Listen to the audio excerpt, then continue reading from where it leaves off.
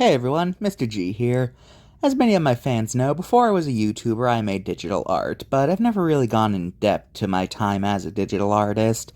So let's do a little look back at my time as a digital artist, from its inception to why I eventually quit. Ever since I was a kid I wanted to put something into this world. I think most people have that desire, but for me, I really wanted to do it. I was drawn to any sort of thing that would let me create something. Minecraft, Zoo Tycoon, Mario Maker. All these things drew me in because I could create something in this game and I could record it and people will think I'm cool. But every single time this dream went nowhere. I'd always chicken out, find it was too hard, or just have a fear of getting laughed at. What do I mean getting laughed at? Well, this was the 2010s, the rise of cringe compilations, when grown adults would find things made by little kids and be all like, look at this stupid idiot, isn't it embarrassing that a kid's art isn't as good as an artist? Let's laugh at this child for daring to put stuff on the internet, stupid babies. These videos very much convinced me that if I did anything on the internet, then they would come for me, and I would just be another part of the compilation. So I laid low for a while. I had accounts on things, but I would never really do anything on any of those accounts. I would sometimes leave comments on things, but that was as far as I would go. And in the late 2010s, I finally worked up enough nerve to upload these images. Nothing fancy, just crudely drawn SpongeBob doodles, but hey, it was good to get something out there, you know? These didn't really get any sort of attention, positive or negative, so I just carried on. Then I made this Dracula picture. Okay, I guess. And then I underwent a major art project. I was looking at weird and wild creatures one day and thought, hey, I'm gonna draw you. And so I did. I drew every single monster of the past and every single monster of the mind. Took a few months, but I did it. And then I never did anything with them. Yep, drew them, never uploaded them anywhere. What a great use of my time. Though I eventually did find a use for them when I started my card reviews. These pictures I drew would become the thumbnails. So, yeah, good to have found a use for them. Also, if you've ever wondered what's with the eyes in these things, that was the result of me not knowing how to draw eyes yet. So I just gave them weird comet eyes of colors that reflect their diet. Red means carnivore, green means herbivore, yellow is omnivore, blue is piscivore, and pink meant filter feeder. So, great. I just drew over 200 pictures that I had no plans of ever uploading. Now what? Well, the next thing that happened was a very spur-of-the-moment decision that kind of changed the outcome of the rest of my life. One day, I decided to look up fan art featuring both Mario and Sonic when I noticed something. Most of it featured them fighting. And I thought, why are they fighting? I know Nintendo and Sega is a popular console war, but what reason is there for these two to actually fight in-universe? Like, what exactly about each other would they hate? To the point where they would fight. So I decided to counter all the art like this by drawing this image, showing them getting along. I uploaded it, and the description simply read, because why would they fight? And yeah, uploaded it, thought it turned out good, I wanted to do more. Next thing that popped into my mind was like, okay, now let's do Luigi and Tails. So I made this picture. Then I was like, this is pretty fun, but that was when I thought, and I realized that, hey, wait a minute. Mario, Sonic, Luigi, Tails, weren't both of those death battles? At this point in time, Death Battle was a show I hadn't thought about in years. Closest I would get to it is I'd be on TV tropes sometimes, and they'd have the occasional listing of the show as an example or something, and I'd just be like, oh yeah, I remember that, and then just carry on. But actually thinking about the show is something I hadn't done since 2015, I think. So I decided to revisit Death Battle. But then I noticed something. Something that would change my perception of the show for years to come. When I first watched Death Battle all those years ago, I thought it was awesome. Granted, I literally only watched the ones that had Nintendo characters, but still, I thought it was cool. But after revisiting it, I decided to see what kind of presence they had online. Wait, it's a web show, it's always on... You know what I mean. I decided to look what people were saying about it. And that's when things got bad. As many of you know, I used to have this intense hatred for Death Battle, and that's mostly because I hung out around the wrong crowds who fed me a lot of bad information about the show. I came across rants about certain fights. Looking back, these rants were not good. Many of these treated the fights personally. They would often come up with conspiracies that their favorite character would be the winner but lost because, promotion. Yeah, a lot of the times when they didn't like the outcome of a fight, they would say the winner only won because of something like a bias or, oh, wait, thing relating to the winner is coming out soon. Clearly they only won to advertise it. Yeah. They would make essays about how the researchers are evil and hiding information to get the results they want and other stupid claims. But when I first saw these things, I was suckered in hook, line, and sinker. I started to believe this nonsense, and whenever I saw people call these people out, I would just think, who's a salty Death Battle fanboy upset that someone dares criticize them? Now, are there people out there who treat Death Battle like the gospel? Yes, and I hate those people. But looking back, a lot of the criticism towards the hate-dom was very justified because, well, they're making conspiracy theories for a versus debating show that's entirely for fun, and they would make manifestos about how they would buy Death Battle and force them to make every fight they hated in their own image. They would go on these weird rants about how they hate characters now because, oh no, they were a Death Battle, a non-canon show, ooh, oh yeah, scandalous. That is very scandalous, and that's a totally valid reason to hate something. Oh, because you found them in a fanfiction you don't like, oh yeah, I hate a character now. Yeah, even if it has nothing to do with canon. You big babies, grow up!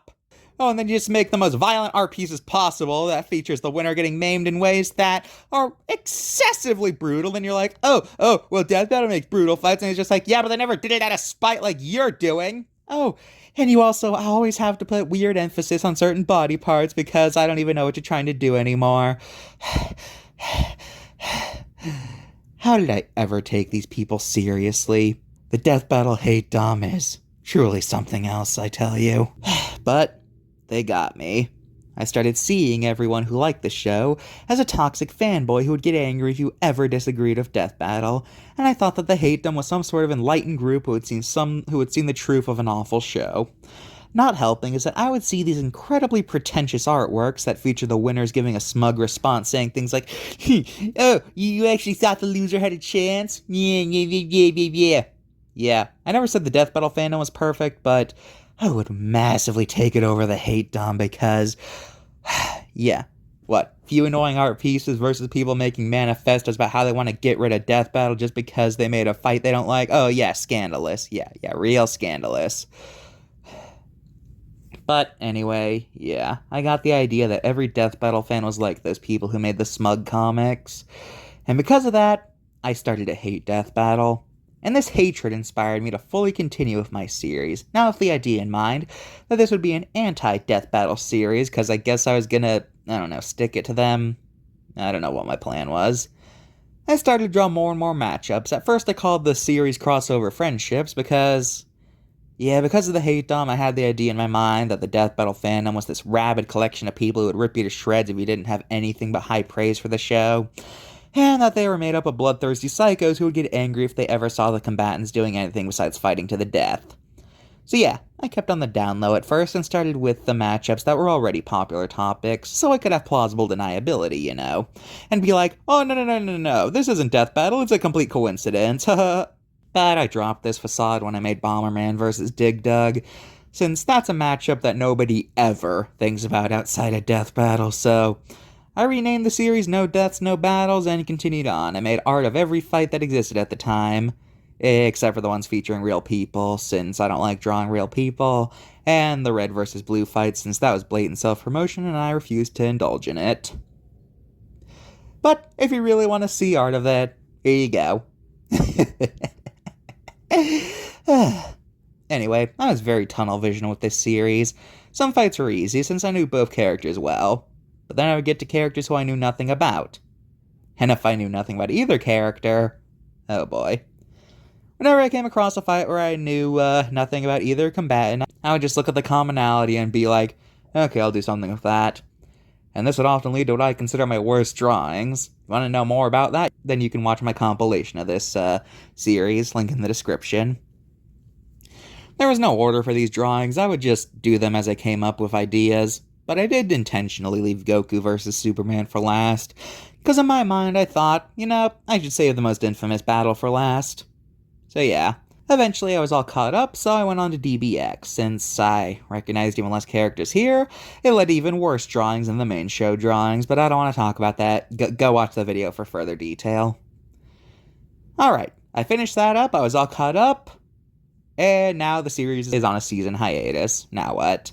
Well, during the interim of season 7 and 8, I started to draw some more crossovers, which you can see on screen now. Now, since I was known as the guy who made anti-death battle art, I decided to draw more crossover interactions. I tried to stick with ones that I could realistically see them making. I did do the occasional non-crossover art as well, but it never really caught on in the same way the death battle drawings did. And I would do non-death battle related crossover art sometimes. I made these collages for Nickelodeon and Cartoon Network, which I'm still pretty proud of.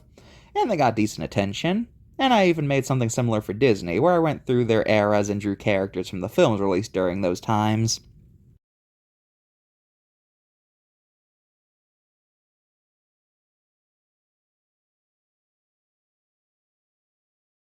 I made one for Pixar too, but I don't look back as fondly as those since, well, look at my last drawing. This is the definition of just getting something over with.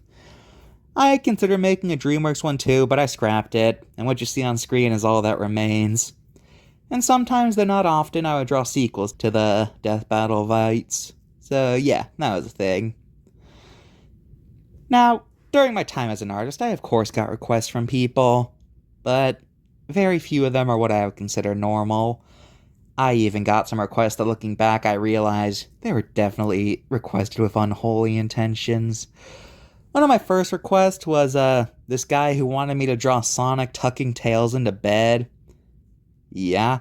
And then I received requests from more than one person to draw characters making out, but then they get their tongues tied together. Thankfully, I never drew either of those ones, or I don't think I would ever be able to forgive myself. I drew this picture, and that attracted this guy who wanted me to draw female Simpsons characters dressed as ninjas. Apparently this is a common occurrence though, so thankfully I'm not alone. I did get a few requests that were a bit more normal. One guy requested me to draw the death battle hosts in jail, but I chickened out and drew this and just vaguely implied that these guys were the hosts. Then later on he requested me to draw the hosts reacting to my series' existence, so I made a Wojak. Ugh. I got a request for whoever this is to sing whatever this song is to the Avengers. I completely forgot the details of this drawing. And I once got a request to draw this guy's OCs, but I'm not showing that because that's rude to show someone's OCs without permission. Anyway, there were also the season collages I made where I drew every character from a season together in one image. But I only made it to season 3 of this. And if you're wondering why Goku and Superman are clouds here, now it's time for the embarrassing part of my history with this. I wanted to have lore between my drawings. Yes, I tried making it so that every drawing I made fit into the same universe, which led to some stupid things. Like for Flash versus Archie Sonic, since that fight was using Wally West Flash and I'd already drawn Barry Allen Flash, I was like, well, they can't both be the Flash, so I drew Wally as Kid Flash by him being the regular Flash in that fight. Yeah, I tried to have continuity between images. I was genuinely trying to do this. Anyway, why are Goku and Superman clouds? Well, because they got killed off in their image, so now they're just ghosts possessing clouds, I guess. Yeah. Yeah, I tried to have lore in these things. It didn't really work out too well. And another thing I did is that I experimented with making 3D versions of these matchups. I made these in MMD. I only made 3, though. Yeah. During this time, my mascot was not Mr.G, but rather this fellow, Strawman. I didn't use him for much, just my profile picture, but I would sometimes use him to make updates, like I got 1,000 views. But then, late into 2020, I replaced him with Mr.G, a character that I had in my mind for a while, but never did anything with up until that point. Again, at that point, Garrett wasn't used all that much, again, mostly just being used for updates. And I drew this Halloween picture, which was the first time I drew Catherine and Eric. But this was their beta version, so Catherine has a pink sweater, and Eric has holes instead of camo on his shirt. So, seemed like I had something good going on. What happened? It was a combination of things, really. One day, I was having a conversation with my sister, and we just started laughing ourselves silly, thinking, well, the implications of the Cars universe. And so I wrote down a list of questions I had about that universe, so made the list and I recorded myself asking these things. When I made this video, I had no intention of it being seen by so many people. I mostly made it for myself to show to my family. But still, first time I made a video public on YouTube, it didn't instantly delete it. And I think that this whole art thing is what gave me confidence to do this. Then I decided to make another video, one fact about every Pixar movie, which didn't do as well. But then I thought, what should my third video be? I tossed around a bunch of ideas, like a bunch of cartoon characters' first lines, or fun fact about famous cartoon characters. But then I remembered the cards existed. And these dinosaur cards aren't going to turn 20 soon. How about I make a little comparison between then and now? I thought, okay, let's do that. But I thought, you know what, I'm tired of just being a disembodied voice, I need someone to represent me. So, I brought in Mr. G, gave him a safari uniform, and the rest is history. During this time, I still had my digital art career. Season 8 of Death Battle came out, so I had more no deaths, no battles to draw. But then I found a snag. Hihachi versus Geese. A matchup I had absolutely no ideas for. I knew literally nothing about either Tekken or Fatal Fury. Their commonality didn't give me any ideas to work with. And I had absolutely no ideas here. I was so frustrated that I made this intentionally bad picture just to vent my frustrations. I took it down soon after though, since, yeah, it sucked. I know it was on purpose, but it was just not a good idea. So I just skipped it for the time being. And then another snag came out. Steven Universe vs. Star Butterfly. Now, I was familiar with both of these shows, so that wasn't the issue. Rather, it was a rule I had made for myself. You see, there was an incident where the Steven Universe fandom bullied an artist into almost offing themselves because a character was off-model. And this gave me a fear of the Steven Universe fandom. So, I made a rule for myself that I would never, ever, ever draw Steven Universe characters.